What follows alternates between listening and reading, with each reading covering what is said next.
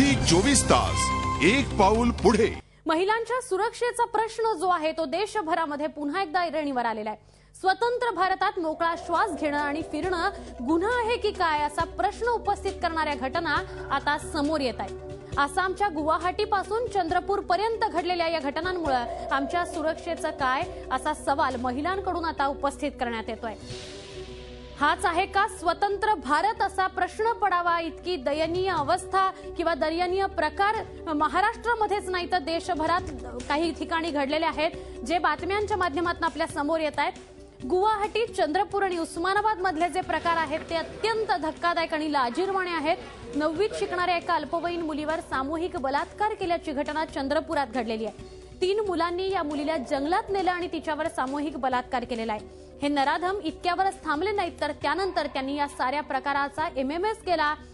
अशीच काहीशी घटना उस्मानाबादेत घडली आहे। एका रोड रोमिओनं पाणी भरायला जाणाऱ्या अल्पवयीन मुलीला छेडलं, त्यानंतर तिला प्रेमपत्र दिलं।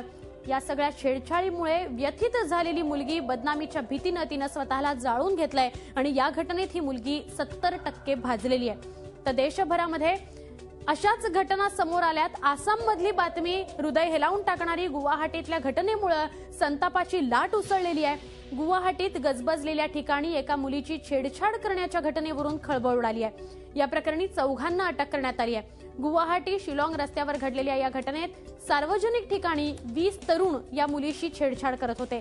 प्रसार माध्यमांमध्ये हे वृत्त आल्यानंतर केंद्रानंही या घटनेचा आसाम सरकारकडून तपशील मागवलेला आहे। अशा या घटना गुवाहाटी, चंद्रपूर आणि उस्मानाबाद मधल्या। चंद्रपुरातली बातमी आपण पुन्हा सविस्तर पाहूया। 9वी मध्ये शिकणारी ही अल्पवयीन मुलगी जिच्यावर सामूहिक बलात्कार झालेला आहे। चंद्रपुरातल्या इंदिरानगर या भागामध्ये राहणारी मुलगी होती। तिच्या शेजारच्या मुलानं तिला फिरायला येण्याची गळ घातली, त्यानंतर बाईकवरून तो त्या मुलीला जंगलात घेऊन गेला। जंगलात आधीच दबा धरून बसलेल्या इतर 2 मित्रांच्या मदतीनं त्यानं या मुलीवर सामूहिक बलात्कार केलेला आहे। हे नराधम इतक्यावरच थांबले नाहीत तर त्यानंतर त्यांनी या साऱ्या प्रकाराची एमएमएस क्लिप बनवली।